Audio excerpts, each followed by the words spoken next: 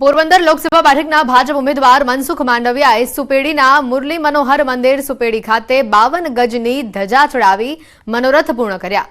મંદિર અતિ પૌરાણિક છે એટલે મુરલી મનોહર મંદિર અહીંયા મોટી સંખ્યામાં લોકો ઉમટ્યા। આ મંદિરનું દ્વારકા જેટલું જ મહત્વ ગણાય છે। ત્યારે પોરબંદર લોકસભા બેઠકના ભાજપના ઉમેદવાર મનસુખ માંડવિયા દ્વારા ધજા અહીંયા ચડાવવામાં આવી હતી। ત્યારે ભવ્ય જીત માટે સંતો મહંતોએ તેઓને આશીર્વાદ પણ પાઠવ્યા હતા।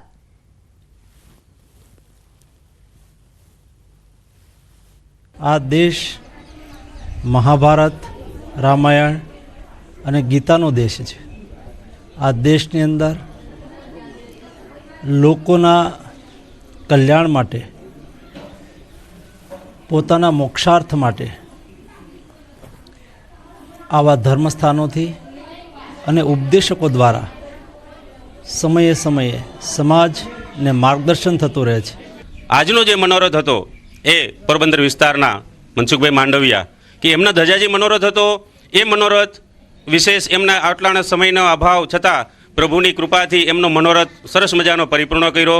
આ મંદિરની વિશેષતા એ છે કે રોજ એક નીતિ એક ધજા 52 ગજના ચડે છે। જેમ દ્વારકામાં મનોરથ સિદ્ધ થાય એમ આ મંદિરમાં પણ નાનામાં નાના માણસો મનોરથ પૂર્ણ કરી અને પોતાની મનોકામના પૂર્ણ કરે છે। મહેસાણા શહેરમાં ભાજપની વિજય વિશ્વાસ રેલી યોજાઈ। ચૂંટણી પ્રચારના છેલ્લા દિવસે ભાજપની ભવ્ય બાઇક રેલીનું આયોજન સામે આવ્યું। ભાજપના હરિભાઈ પટેલની મહેસાણામાં વિજય વિશ્વાસ રેલી સામે આવી। કેન્દ્રીય મંત્રી રાજ્યવર્ધન રાઠોડ આ રેલીમાં ઉપસ્થિત રહ્યા હતા। મહેસાણાના વિવિધ 27 વિસ્તારથી આ રેલી પસાર થશે। મોટી સંખ્યામાં હરિભાઈ પટેલના સમર્થનમાં કાર્યકર્તાઓ આ બાઇક રેલીમાં જોડાયા હતા। 2 કિલોમીટર લાંબી આ બાઇક રેલી યોજાઈ હતી। મહેસાણા શહેરની અંદર તમામ કાર્યકર્તાઓ ઉમંગ અને ઉત્સાહથી જોડાયા છે અને એક આનંદનું લાગણી અને એક જોશ લાવવા માટે એક આખા મહેસાણા શહેરની અંદર સુંદર વાતાવરણ ઊભું થયું છે। તો કરડિયા રાજપૂત સમાજનું ભાજપને સમર્થન સામે આવ્યું છે। અખબારોના માધ્યમથી હૃદયપૂર્વક ટેકો જાહેર આ પ્રકારની વાત સામે આવી। પીએમ મોદી સાથે ઉભા રહેવા निर्धार कर्यो। ज्ञाति जाति धर्म थी परे पहला आपणे भारतीय भाजप ने मत आपवानी पण अपील करी।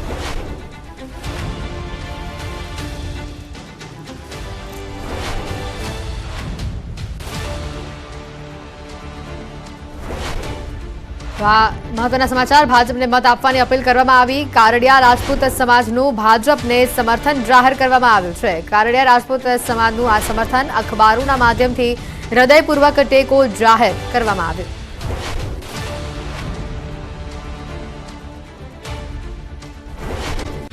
રાજકોટમાં પ્રચારના અંતિમ દિવસે ભાજપનો પ્રચાર તેજ થયેલો જોવા મળી રહ્યો છે। ભાજપના ઉમેદવાર પરસોત્તમ રૂપાલાના સમર્થનમાં બહુમાળી ચોક ખાતેથી શહેરના વિવિધ માર્ગો પર વિશાળ બાઇક રેલી યોજાઈ। ભાજપના આગેવાનો સાથે કાર્યકર્તાઓ અને મોટી સંખ્યામાં આ સ્થાનિક લોકો પણ રેલીમાં જોડાયા હતા।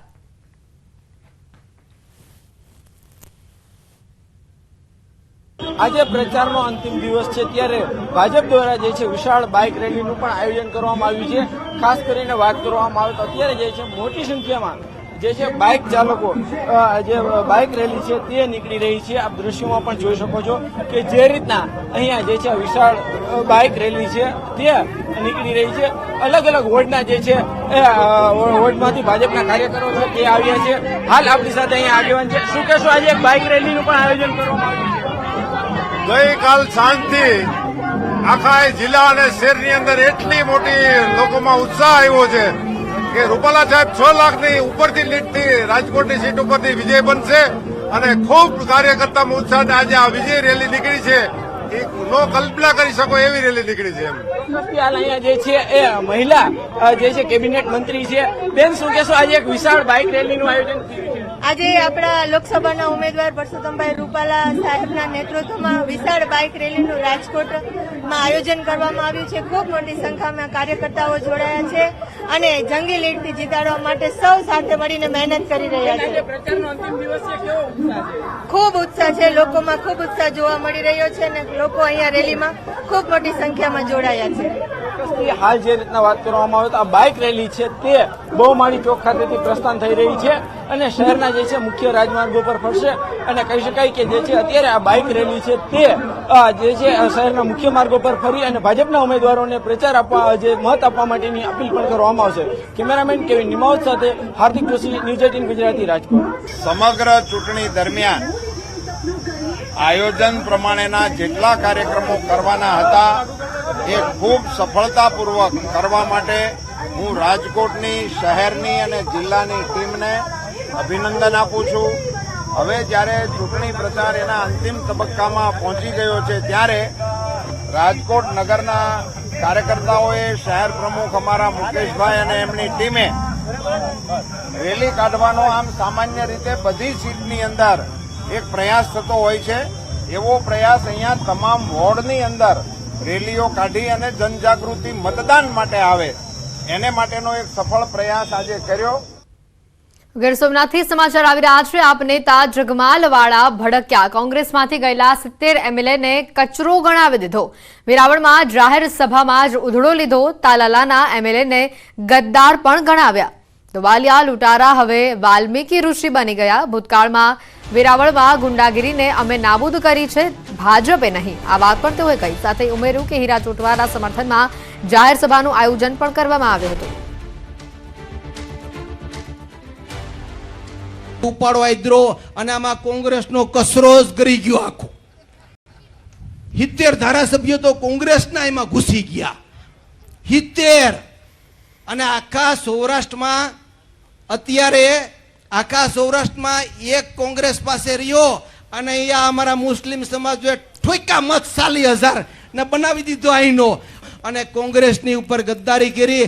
3.5 વર્ષની અંદર તાલડા વિસ્તારની અંદર ભાજપમાં રહી ગદ્દારી કરી અને પછી છેલ્લે ભાજપમાં ભળી ગયા મિત્રો.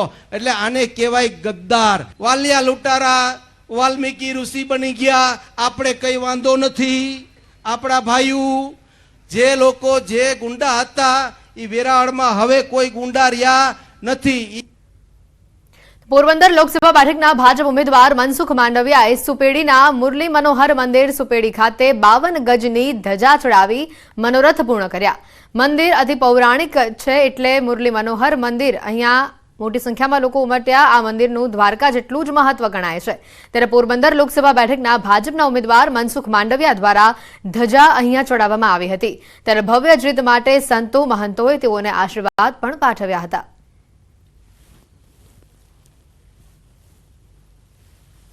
આ દેશ મહાભારત, રામાયણ અને ગીતાનો દેશ છે.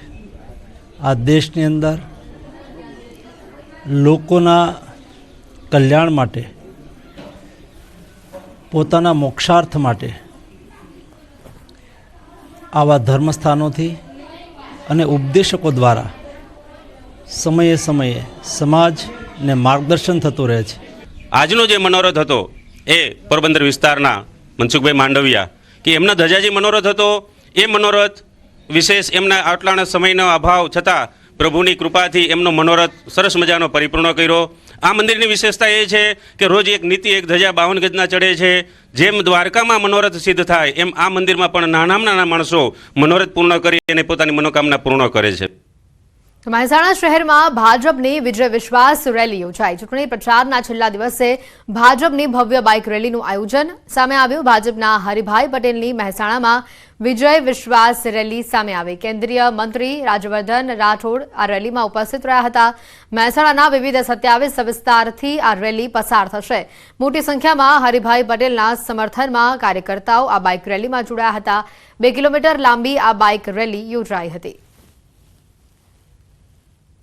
મહેસાણા શહેરની અંદર તમામ કાર્યકર્તાઓ ઉમંગ અને ઉત્સાહથી જોડાયા છે અને એક આનંદનું લાગણી અને એક જોશ લાવવા માટે એક આખા મહેસાણા શહેરની અંદર સુંદર વાતાવરણ ઊભું થયું છે. તો કરડિયા રાજપૂત સમાજનું ભાજપને સમર્થન સામે આવ્યું છે. અખબારોના માધ્યમથી હૃદયપૂર્વક ટેકો જાહેર આ પ્રકારની વાત સામે આવી. પીએમ મોદી સાથે ઉભા રહેવા નિર્ધાર કર્યો. જ્ઞાતિ જાતિ ધર્મથી પરે પહેલા આપણે ભારતીય. ભાજપને મત આપવાની પણ અપીલ કરી.